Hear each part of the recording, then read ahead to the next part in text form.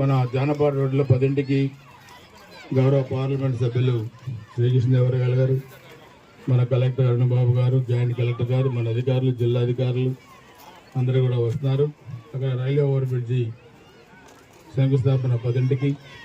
దాని తర్వాత హై స్కూల్లో గ్రీవెన్స్ ప్రజల సమస్యల మీద పరిష్కార వేదిక గ్రీవెన్స్ కూడా మధ్యాహ్నం దాకా జరుగుతుంది.